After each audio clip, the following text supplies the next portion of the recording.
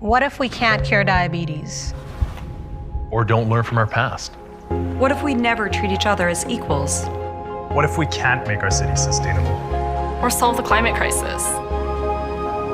But what if we can? Because together, We have the potential. The potential. To shape a different future. But different future.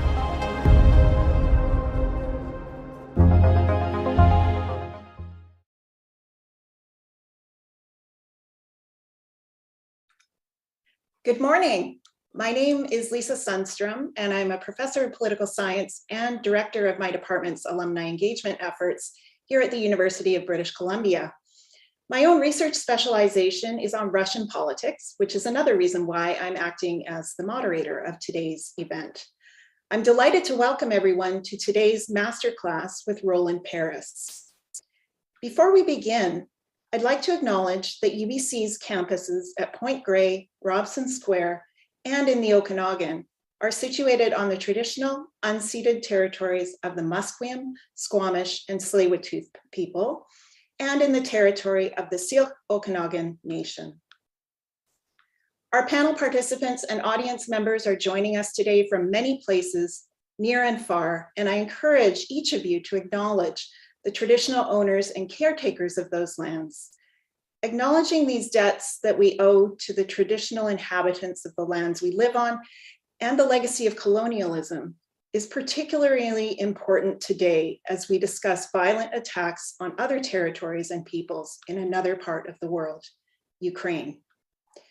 It's now my pleasure to introduce the 15th President and Vice Chancellor of the University of British Columbia, Santa Ono, for some opening remarks. Over to you, President Ono. Good morning, everyone, and welcome to this UBC Connects Masterclass with Dr. Roland Paris. I'd like to thank Lisa Sundstrom from the UBC Department of Political Science for moderating today's event. And I'd also like to thank our student participants. The Masterclass is presented in partnership with the Mark Zacher Distinguished Speaker Lecture presented by the UBC Department of Political Science. Dr. Paris will give the Zacher Lecture on the Ukraine crisis and the New World Order on April 28th at 6 p.m. at Jack Poole Hall in the Robert H. Lee Alumni Center. You can find out more details at events.ubc.ca/Roland-Paris. Dr. Paris is a professor of international affairs and the director of the Graduate School of Public and International Affairs at the University of Ottawa, an associate fellow of Chatham House, and a former senior advisor on foreign policy to the Prime Minister of Canada. His research on international relations has won numerous awards and citations. He also regularly analyzes foreign affairs for national and international media. Dr. Paris has also held positions in Canada's Foreign Ministry and the Privy Council Office. He holds a PhD from Yale University, an MPhil from the University of Cambridge, and a BA from the University of Toronto. Please welcome Dr. Roland Paris to this UBC Connects Masterclass. Thank you so much, Professor Sundstrom and President Ono. It's a real honor to be speaking to you today and to be participating in this masterclass. And I really look forward also to the Zacher lecture next week. Today, I'm going to be talking about the Ukraine crisis.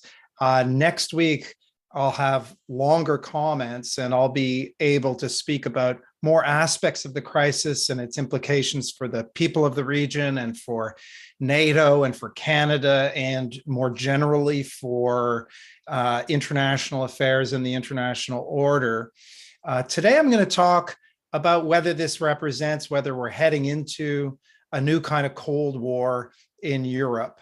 But of course, I'm happy to answer any and all questions during the question period. I'll just make a few opening remarks and then hand it over to the students for their questions, and I look forward to that. Obviously, this is a very important, critical, deadly critical moment for the people of Ukraine. but it's also, I would argue, a turning point for Europe and for its security arrangements. You might even say that it signifies the end of the post-Cold War period, which began with the liberation of Eastern European countries from Soviet control in 1989, and with the collapse of the Soviet state itself in 1991. That was a moment of great hope for the future of the continent and of the world as a whole. The end of history was how one prominent commentator described what he saw as the triumph of liberal democracy and of open societies, and the beginning of a new era of freedom and openness and peace. And during those early post-Cold War years, the newly liberated countries of Eastern Europe themselves sought membership in NATO and in the European Union, and in most cases, their applications were approved. You know, the view at the time was that NATO wasn't really about maintaining or strengthening a defensive coalition against Russia. It was about expanding a community of open societies with the hope that Russia itself would ultimately move in this direction too. And in this new climate, spending money on the military and defense issues more generally dropped down the list of priorities for many countries in Europe and in Canada too. Yes, there were conflicts to manage, like in Bosnia and elsewhere, but many of these tasks were effectively subcontracted to the United Nations or delegated to other regional international organizations. Now, that changed somewhat after 9/11, but even then the focus was more on preventing international militants from conducting overseas attacks or from gaining control of territory themselves, like the Islamic State in Iraq.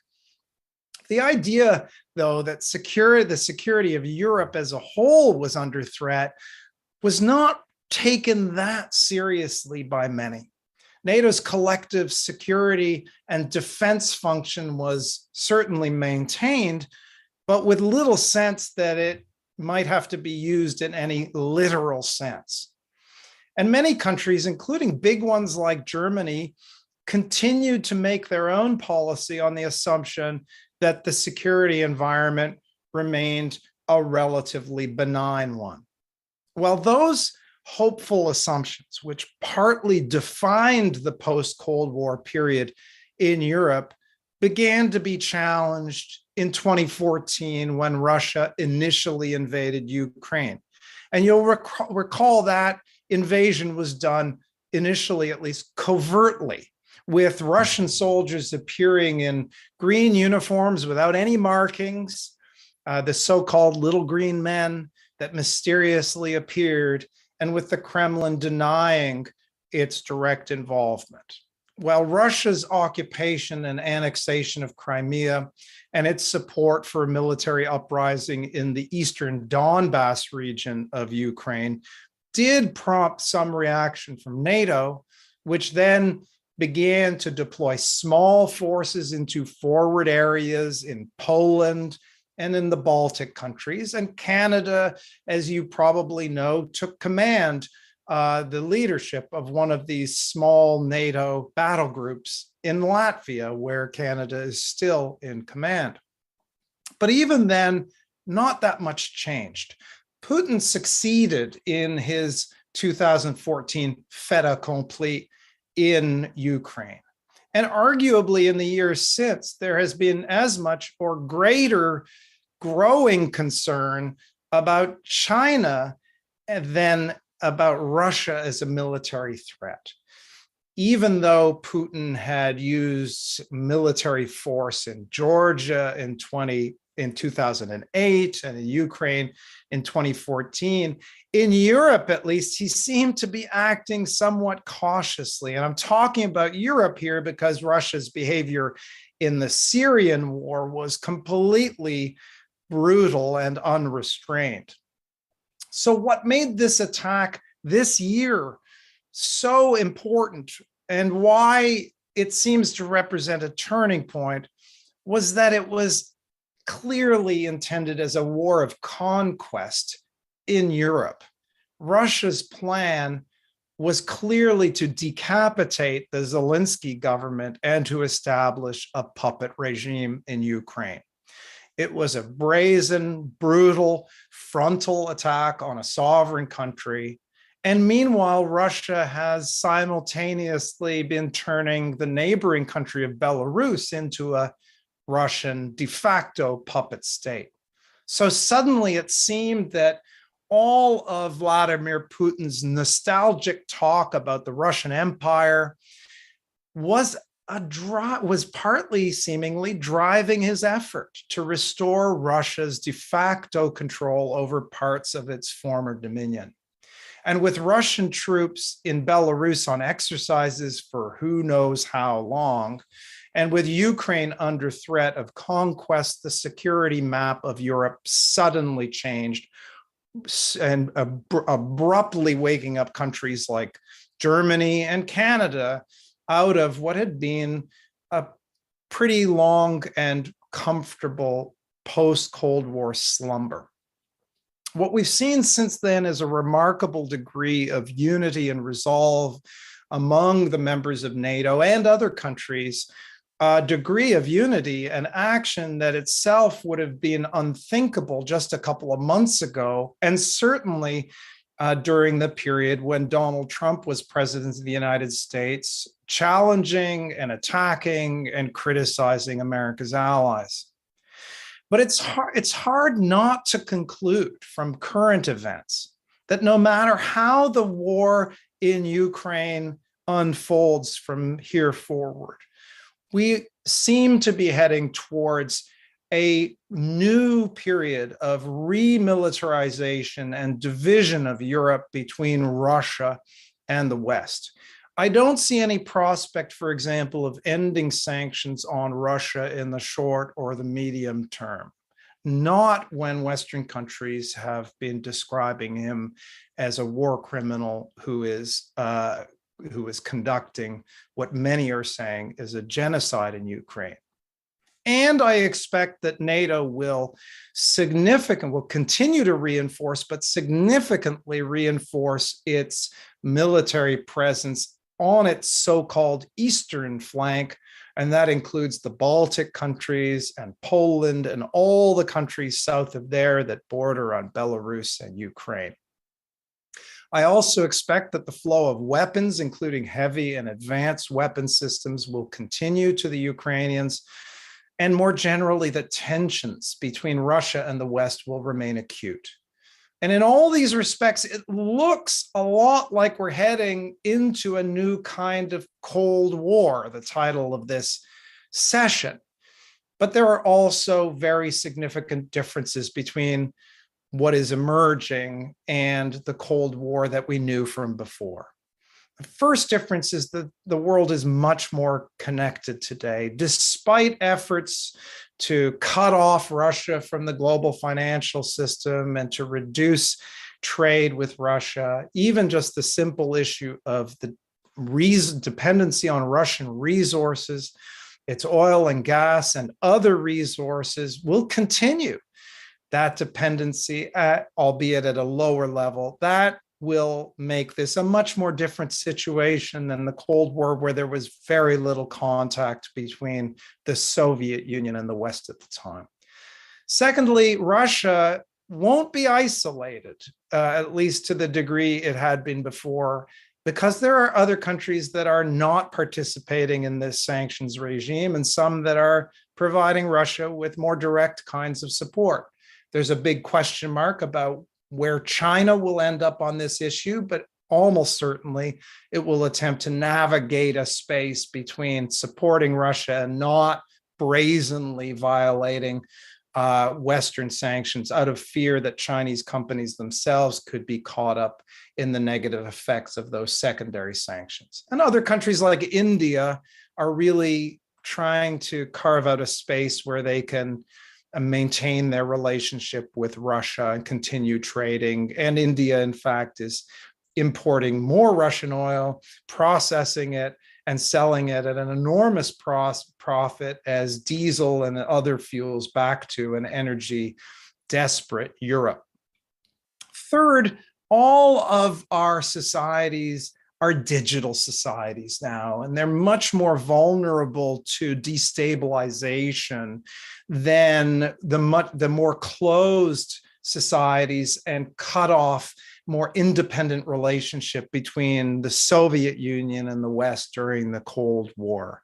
So far, there's been very little evidence of cyber attacks spilling out from the war in Ukraine, but they could come, and they could have very serious implications if Russia, for example, were to target the Western banks and financial sectors. And some countries will be under much greater pressure to take forceful action to retaliate, with the possibility of there being an escalatory spiral.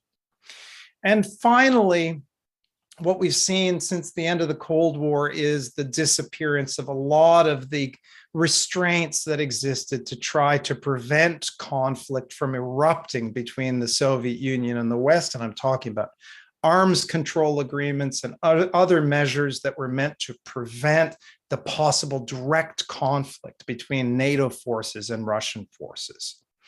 So managing this period will require not just continued resolve on the part of Canada and its partners, NATO and other countries in other parts of the world, but also a good deal of restraint and thinking about how to achieve some kind of stable outcome, because the worst thing would be for this war to expand into a more general conflict. The good news, and I'll conclude with this, is that Canada and other countries really have responded to this invasion with a great deal more decisiveness than was expected. Not enough for some people, but nevertheless, giving the Ukrainians at least a fighting chance to defend themselves. I'll end with that, and I look forward to answering your questions in our remaining time. Thank you. Thank you so much, Dr. Paris. For the remainder of this hour, we are going to engage in a discussion about this current crisis and war. And the discussion will be between Dr. Paris and several students from UBC's Departments of Political Science and Central, Eastern, and Northern European Studies. I'll also be asking some questions that were submitted previously by members of our audience. I just want to note that we are recording today's masterclass, and so that should be available to view on the UBC Connect's website shortly after the event. So now it's my great pleasure to welcome our student participants. So what I will do is I'll turn to each student in turn and just ask you to briefly introduce yourselves to the audience. We'll move on to questions after that, but I'll turn to each student in turn. So let's start alphabetically with Adam, if you don't mind. Hi, everyone. My name is Adam. I'm a fifth-year undergraduate student in the UBC Department of Political Science. Great. Thank you, Adam. Next, Michał. Hello. I'm a third-year student in the International Relations program here at UBC. And this topic is very dear to me because I lived for 18 years, 10 kilometers away from the Ukrainian border in a city of Przemyśl. Thank you. Thanks, Michał. You certainly have an important perspective on this. Charlotte, next. Hi, everyone. My name is Charlotte. I'm a fourth-year undergraduate political science major with a minor in history. Thanks, Charlotte.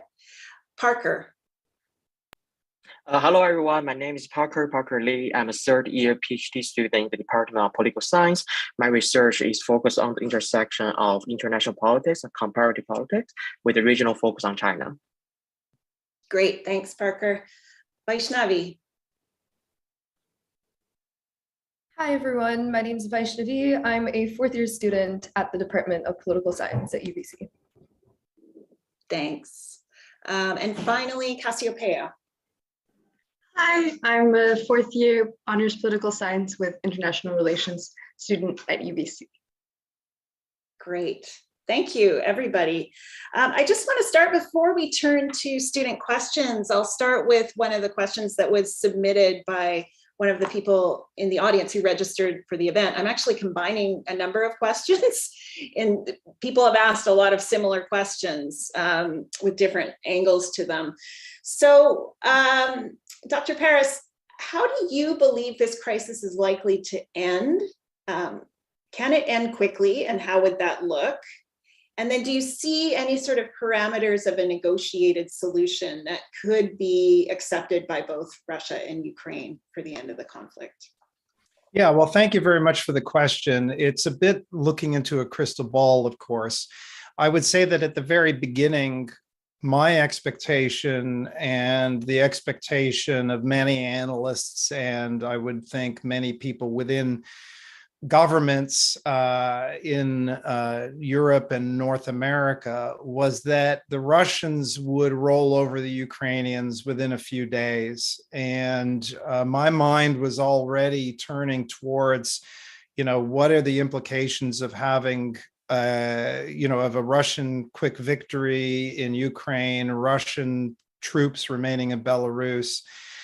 The situation is very different. The defense put up by the Ukrainians has been extraordinary. This morale is always a factor in warfare. The chaos of the Russian invasion was a factor. Training of the Ukrainians over the last many years was a factor. And the weapons which have been flowing in of late to Ukrainian forces, all of those were factors as well. So right now, I think the most conceivable outcome scenarios are the Russian victory seems unlikely. A Ukrainian victory seems, if that means, taking over all the territories of the Donbass and the Russian annexed Crimea, that seems extremely unlikely. So something in between. And with the something in between could be a negotiated settlement, or it could be what's sometimes called a frozen conflict, where you have a kind of fragile ceasefire that occasionally erupts into conflict, but that's generally stable, but there's no peace agreement. A lot of what will happen next will depend on the outcome of Russia's current campaign just launched in the last day or so, where they've relocated many of their forces to the Donbass area. Russia's initial campaign goals were to defeat Ukraine, to defeat the Ukrainian armed forces, to change the government in Ukraine, to do that quickly.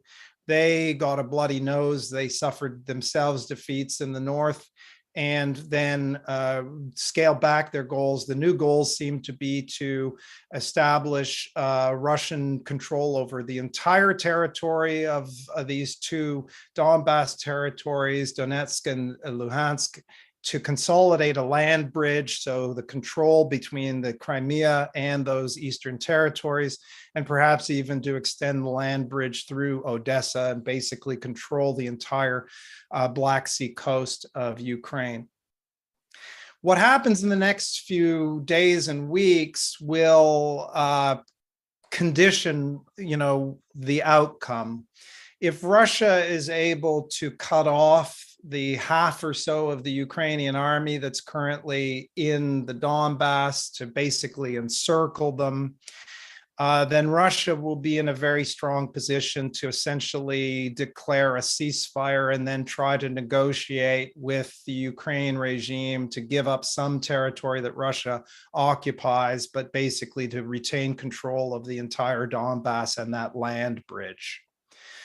I don't think that Ukraine can settle for that.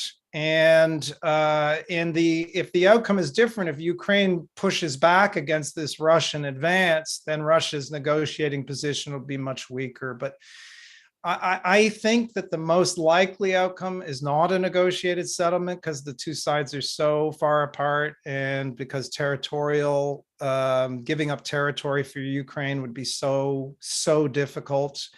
I think what we're likely to see, again, this is crystal ball gazing, is a kind of stalemate or a ceasefire at some point that continues to be a hot border, just like the boundary between the standoff between Ukraine and Russia has been since 2014 in eastern Ukraine.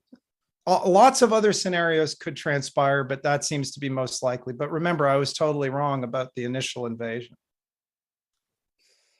Thanks, as were most of us, I think, quite honestly, in our expectations. So it's very difficult to gaze into that crystal ball. Okay, let's turn to some of our student questions. I'll start with Adam, if you'd like to unmute and ask a question. Hi, Professor. The information war between Russia and Ukraine has been a significant factor in the conflict thus far, especially in the context of university and media. How should we assess the state of this information war as it continues to unfold? It's a great question. And I think we actually have to go back to before the war began, to the way in which both sides were, the United States and Russia, were trying to prepare the groundwork for this invasion. And you can go all the way back to last summer, when Putin delivered a long speech, which was and essay, which was his own kind of, he was recapitulating themes that he had developed before, but it was really a kind of statement about how Ukraine was not a real country.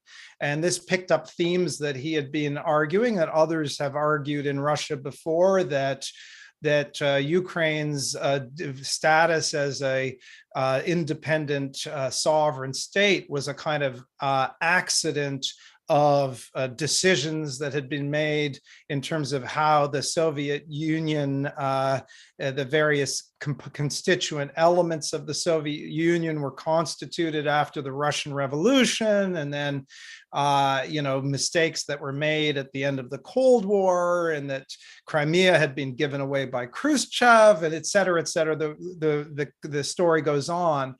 Underlying that whole narrative is this notion that the Ukrainians are not a separate people, that they are effectively part of the Russian people, and that true Ukrainian sovereignty means recognizing that they are part of a kind of greater Russian world. So restoring the sovereignty of Russia, of the Russian world, in effect implied denying the sovereignty of Ukraine as a state and denying the existence of Ukrainians as a distinct people. So this was part of the propaganda that he started to develop last summer, and it seems pretty clear that that he was working towards this invasion for many months, because the military buildup began that fall.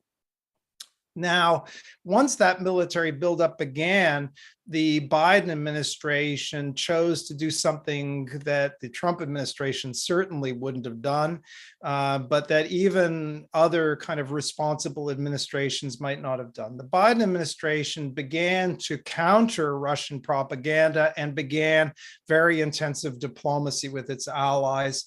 And it began to counter Russian propaganda in the weeks before the invasion by sharing intelligence to a remarkable degree and with great speed, much more than ever before, about Russia's likely intentions with regard to Ukraine. For example, saying that they had reputable sources indicating that Russia was planning to have to kind of fake an attack upon Russian forces as a justification for Russia's invasion. Now, of course, everyone, including many Americans, are skeptical about what American intelligence is reporting, not least since 2003 and the American intelligence reports of Iraq having weapons of mass destruction that never existed. Nevertheless, many other countries were also part of this, trying to expose intelligence that was being collected, warning that Russia was planning to invade. And that, in a way, neutralized some of the ownership of the narrative that Putin was trying to establish, so that when the invasion took place, there had been so much preparation. Russia is planning to invade, and Russia's response had been, no, we're not planning to invade. And then Russia invaded. So it automatically seemed like a craven, direct attack upon Ukraine, which I think led to a much stronger international reaction, including the massive vote in the UN General Assembly than we would otherwise would have seen. Since the invasion, the information war has been owned by Vladimir Zelensky. And I don't know who's writing his speeches, but he has been extremely effective. Part of it is just who he is and what he's doing. He did not flee from Kyiv. He stayed there. The very fact of him remaining in place when it looked like, the capital was under immediate threat, that his life was in danger, that had a very profound effect. But the way in which he was presenting Ukraine, the position of the Ukrainians, and what he's done ever since in his very direct forms of communication, and in a way shaming the West into living up to its own words, and directly speaking very directly in terms about what the Ukrainians were facing and what Russia was doing, has been very powerful. Finally, on this, I would say that Putin has shifted to a full state control of information within Russia. So in a way, the Kremlin is winning the information war within Russia, and Russia is moving much more towards kind of Chinese level of control of external information, and it's hard to know how to penetrate that. Thanks very much, Dr. Paris. Adam, I'm wondering, did you want to elaborate a little bit about, you mentioned universities in your question, and so I'm wondering if you want to elaborate a little bit on that and what you were thinking about. Sure. Where I was kind of going in my train of thought with that question was, obviously, we're sitting here at UBC, which is a Canadian university. We're very much ensconced in a Western media perspective that is, for very obvious reasons, pro-Ukraine. It's hard not to be, but the information war also is happening in places that are more neutral, like India and China and Africa. And universities like UBC are very diverse. We have students from all of these kinds of backgrounds. So that information war, the contests of those media spheres, sometimes occurs on campuses like UBC. And so I was wondering how we as students can help navigate that very tense and very, at times, dichotomous information stream. Yeah, it's a great question. It's, give a quick answer with two elements. One is, how do we deal as individuals with this new information environment that we're facing? And it's really incumbent on all of us to check our sources. This is the challenge. And I know even, for my own students, for my own children, this is a real challenge. So, each of us needs to learn, what sources are reputable, and to be skeptical about sources that don't fall under that category. So, there's a balance here between being open to competing information and being skeptical. So one doesn't want to turn skepticism into cynicism, where it doesn't matter who's saying everything is just like, oh, that's one opinion, that's another opinion. Facts are based, credible arguments are based on evidence. And some organizations have an established track record for verifying evidence. So if you see videos on the New York Times website that purport to say this is happening, well, the New York Times has this little army of people that geolocate videos. They verify that those videos are what they say they are. If you come across something on, in your Instagram feed, well, then that's something to check before you share, to check before you treat as credible. But the other part of the answer is that in this kind of climate, it's all the more important that universities are open to different points of view, while maintaining the basic norm that arguments need to be backed up by facts. So universities have always been places where controversial opinions can be expressed. We always need to maintain the university as a space where unpopular opinions can be expressed. But what's essential is that we all agree that we will discuss those different points of view, not try to shut down or shut off or outshout somebody else, and that we will all agree that the rules of our interaction are that facts are important, that evidence is important, and that we're open to having our ideas disconfirmed based on evidence. Well stated. Thank you very much for that. That's an important thing to think about right now. Okay, I'm going to turn to Michał now, if you would like to ask. Yes, hi, Professor.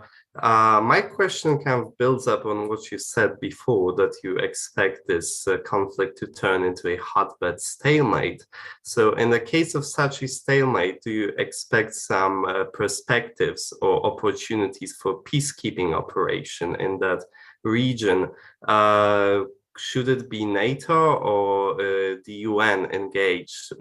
I ask this because Polish political leader Kaczynski had pitched such an idea during his trip to Kiev, and he received a very mixed answer. And do you think such a direction, if taken, would lead to a Cyprus-like scenario?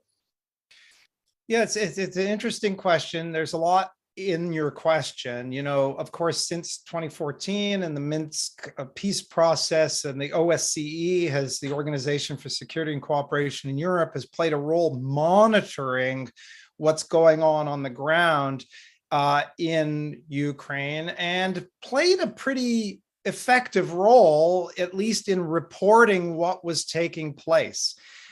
So that is one model of a kind of external verification mechanism.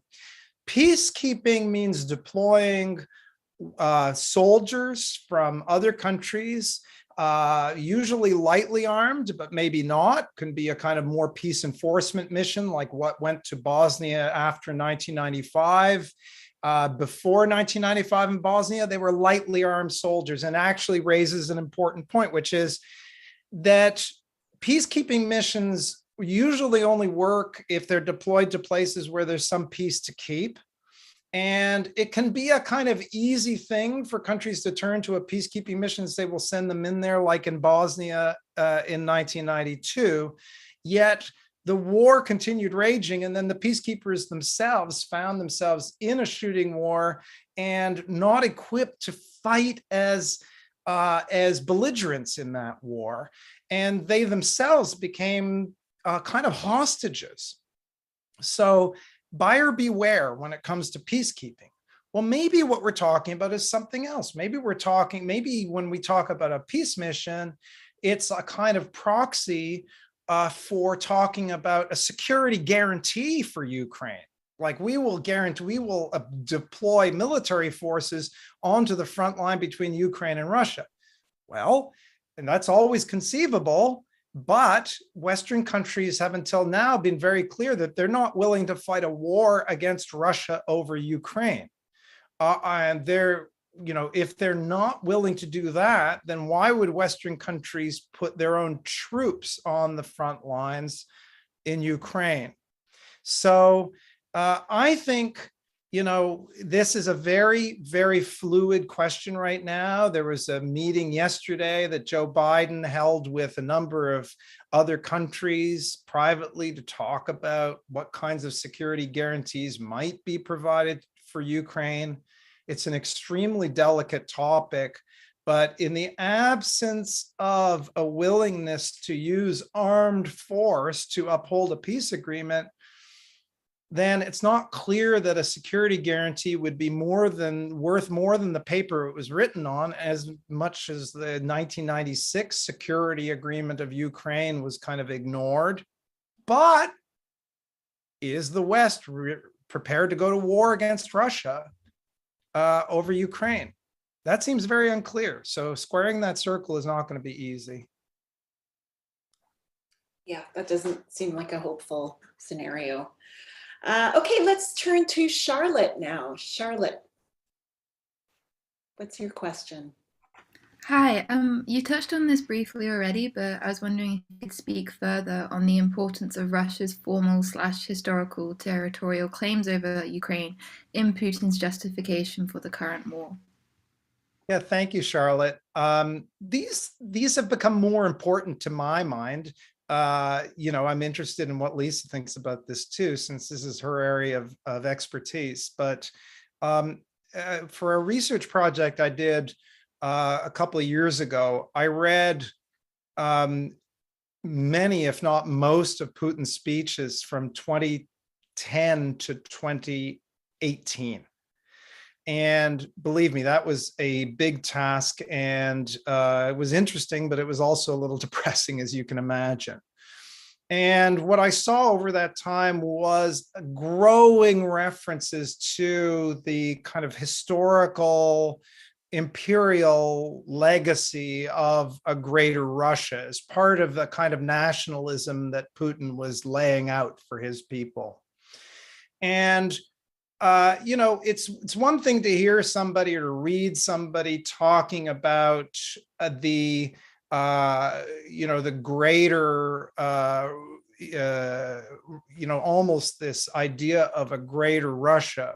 But then to see Putin, translate that into a very specific argument about Ukraine and the kind of fictitiousness of Ukraine as a sovereign state, and the fictitiousness of Ukrainians as a separate people. And then for that to be followed up by this massive, invasion of the country, while there's clearly been an effort over time to turn Belarus into a puppet regime, combined with Russia's demands before the invasion that NATO withdraw forces from all the countries that had been part of the Soviet bloc during the Cold War, suddenly made all of this imperial nostalgizing very different in my mind. It suddenly looked like, aha. So, he sees that he is himself a historical figure, it seems, as he's gotten older. And that his mission, it seems to me, and others might have different interpretations, is to restore Russia's greatness. And that includes restoring Russia's de facto control over areas that had been under the historical domain of Russia. So I think all of this narrative, which was of kind of more academic interest, so to speak, is suddenly part of the explanation for trying to understand what Putin's intentions are. And it's certainly driven a number of countries to conclude that if he's not stopped in Ukraine, then, what would be next? That's a question that really this war has provoked in Europe and elsewhere, that is front and center now. And it's the reason why NATO is going to be reinforcing its presence in the Baltics and in countries of Eastern Europe. Because if you look at the map and you imagine, a permanent Russian military presence in Belarus, well, then at least the Baltic countries, Estonia, Latvia, Lithuania, which are members of NATO, would be largely isolated, and they're small countries. So all of this narrative is, I think, part of the concern about a kind of neo-imperial intentions. Of course, the Russians themselves criticize the United States and the West for its imperial intentions. So, we could talk about that too, but that's my quick answer to your question, Charlotte. Thank you. Thanks. Yeah, it's a great question. And I think you're right to point to that essay, and particularly the speech that Putin gave just before the invasion started in February, where I myself, and I think most Russian politics experts, heard that speech and thought, uh-oh, a switch has flipped.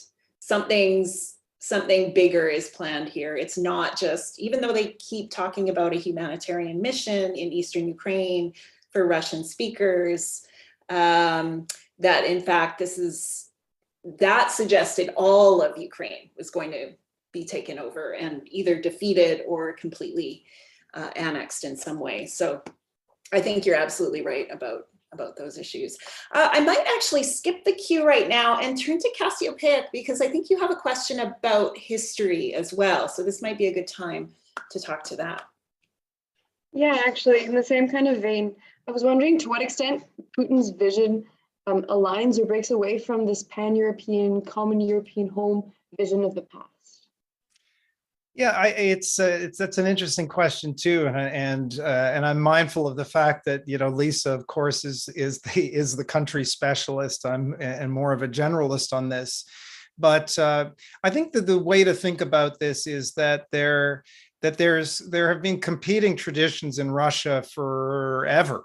A part of Russia that looks to Europe and considers itself European, and a part that looks east and considers itself more of a kind of Eurasian nation. And this is the kind of interesting and complex space that Russia has occupied in terms of its political identity for a very long time. When we talk about a pan-European or pan-Eurasian vision, then sometimes we're talking about a kind of pan-European vision where Russia kind of gets folded into a European space.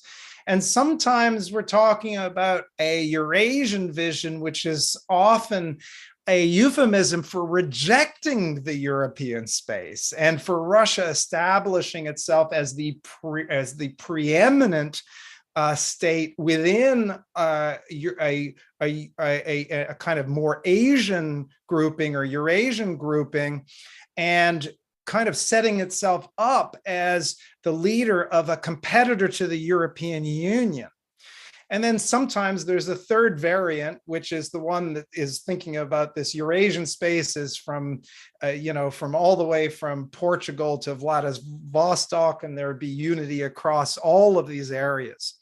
I think that all of these visions are in tension, but there's no question that Putin, who began as president 20 years ago talking about integrating Russia more into the European space, has been swayed over time through his own disillusionment, through anger at the West, through his need for a mobilizing nationalist narrative, for his resentment and desire to restore Russian grandeur, has moved much more in the direction of the Eurasian, the kind of eastward-looking Russian leading a group of countries that would, in his mind, also include the countries of the near abroad. So that sets up Russia in conflict for control over places like Ukraine, places like Belarus, places like the Baltics, where these two kind of spaces come into conflict, because those are zones that Russia has previously controlled.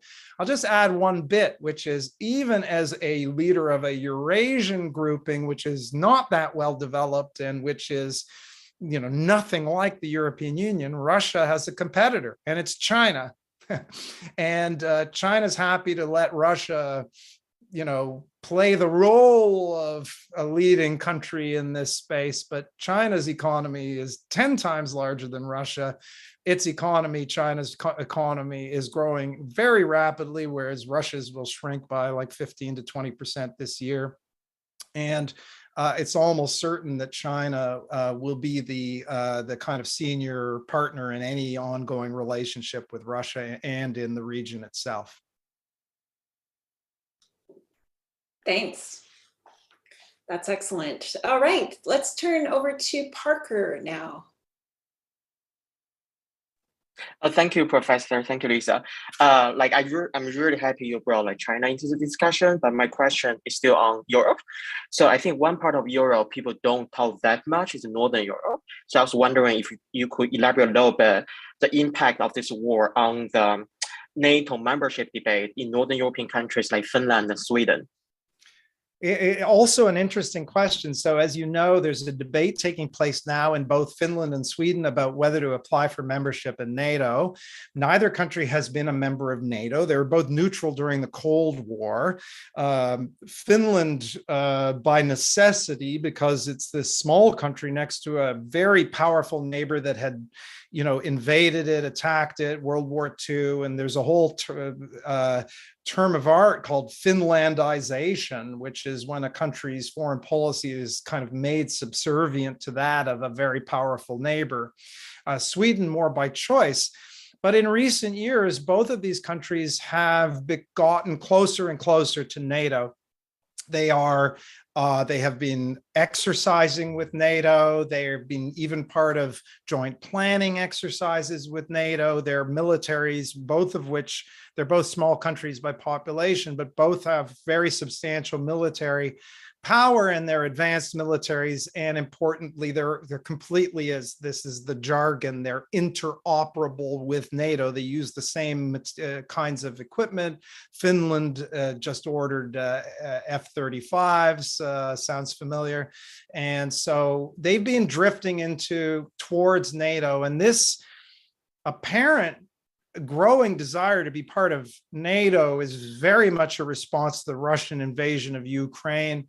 We've seen a dramatic shift in public opinion in both countries in terms of viewing Russia as a threat, in terms of support for NATO, for joining NATO. I think both of those figures doubled overnight before and after the Ukrainian invasion. This is all part of the kind of shock that this invasion has had. It's part of why I'm saying that, even though you might say this is a continuation of Russia's behavior and we've seen other shocks, the mentality has changed in Europe. And, and it's part and parcel of Germany deciding all of a sudden, one day to the next, to effectively abandon its more passive approach to Ostpolitik, or politics towards Russia, its policy towards Russia, to go about immediately dramatic increases in defense spending, to break its old prohibition on providing weapons to countries in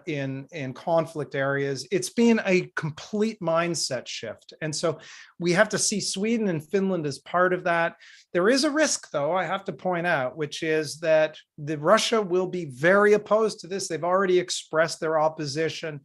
They've indicated that they might, move nuclear weapons into the region. They apparently already have some, but still it's an expression of the Russian opposition, discontent. And if Sweden and Finland apply for NATO membership, as they might do before the big NATO summit coming up in June, so it could be very soon, it'll still be months before that membership could be approved. And that will be a period of time during which there may be some vulnerability of Sweden and Finland if Russia wants to demonstrate its anger.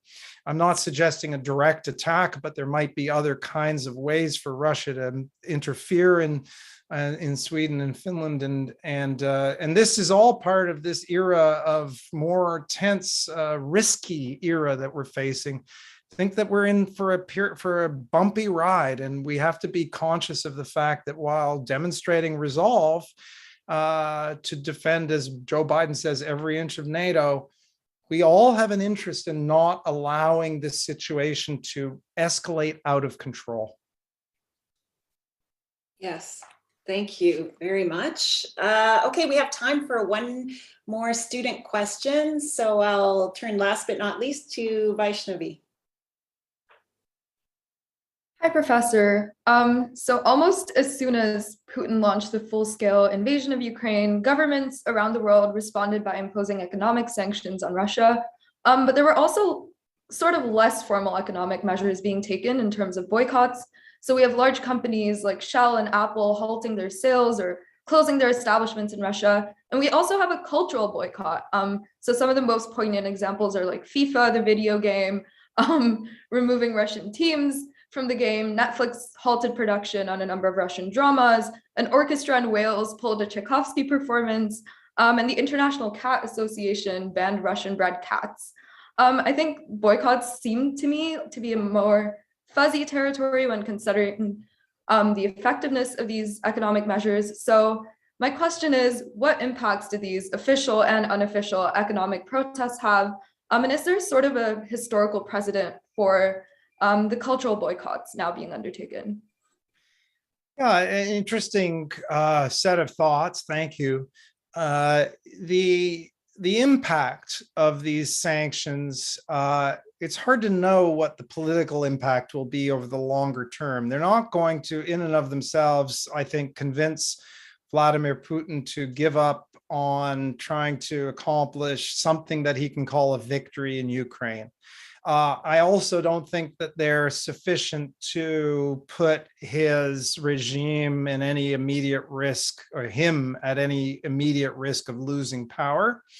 Although there's an asterisk there, I'd give a little caveat, which is that although I don't see any prospect of that in the short, medium term, authoritarian, increasingly totalitarian countries like Russia, when there's regime collapse, it almost always comes very suddenly, because these are rigid systems. They don't bend very much to change, they break. But that said, there's not the kind of strong indications of extensive, profound discontent, particularly in the security services, that you would expect to see if you were seeing kind of real serious pressure building up on Putin. And in fact, to the extent that public opinion polls can be trusted at all, it seems like he's enjoying relatively high levels of public support, although there's certainly individuals, including some of the very rich oligarchs who are gingerly expressing opposition. I think that the sanctions are meant to do two things. One is to impose an immediate cost on Russia for its actions in Ukraine. And the second is to grind down the Russian economy, and particularly the Russian industrial base, the sources of Russian economic power, and closing off Russia's access to the SWIFT financial settlement system by freezing the Russian central bank's access to its foreign reserves held outside of Russia, by establishing export restrictions on sensitive technologies to Russia, including aircraft parts. That will end up showing up pretty soon. And then the big chill on foreign investment in Russia and major companies, as you said, pulling out. All of those will have very significant impacts on the Russian economy, both in the short and medium term. But Russia's also continuing to earn enormous amounts of revenue from selling its energy abroad. And the very paradox here is, of course, that the war and the sanctions regimes have effectively increased the price of those resources, oil, gas, and other resources, including food and critical minerals. And so Russia is getting windfall profits, you could say, from its own war. And of course, Europe continues, some countries in Europe, Germany, Hungary, other countries that are particularly dependent on Russian energy supplies are effectively underwriting the war in Ukraine. So one of the key things to watch for is whether whether there is any prospect for reducing Europe's dependency on Russia's energy supplies. I don't think that's going to happen in the very short term, but over the medium term, that could happen. Although who knows, because things have changed so much. And in this world where stuff is happening so fast, breakneck pace, making predictions beyond tomorrow seems kind of risky. Wouldn't you agree? Thanks for your question. Yes, thank you so much, Roland. That's a great place to end on. We've completely run out of time. It's just flown by. How quickly an hour goes by. We had lots of audience questions on other issues as well, including sort of where you ended a little bit, Roland, which is climate change. How is this going to affect energy and climate change in the world? As a final personal note, as we wrap up, I'd just like everyone, of course, to keep in mind the human toll that this war is taking. certainly in terms of Ukrainian lives and livelihoods, but it's also, as has been made clear in this hour, it's disrupting people's lives in the entire region surrounding Ukraine. My own work engages intensively with Russian civil society activists in the areas of human rights, feminism, and the environment. And virtually all of these brave people who are trying to change Russian politics and society have been forced to leave the country with very little advanced planning and very few places where they'll be welcomed outside of Russia. For me, it's really important that we retain in our minds that even if certain countries' governments and militaries are committing outrageous acts of aggression and cruelty, this does not mean we should condemn everyone who is from those countries. I think that's one of the biggest mistakes we could make if we wish to achieve eventual peace in the region. So I'll end by saying thank you to everyone, Adam, Michał, Charlotte, Parker, Vaishnavi, Cassiopeia, for being a part of this UBC Connects Masterclass today and for such a fascinating conversation. Roland Paris will also be delivering the annual Mark Zacher Distinguished Speaker Lecture on April 28th, next week, in Jack Poole Hall at the UBC Vancouver campus. He'll be speaking on the Ukraine crisis and the New World Order. So lots of related issues. Please visit politics.ubc.ca/events to register for that. UBC Connects will be emailing our viewers a post-event survey at the conclusion of the program, and the team at UBC Connects would certainly appreciate your feedback. So thank you, tremendous thanks to each of you for joining us virtually and spending a part of your day with us. Have a wonderful day.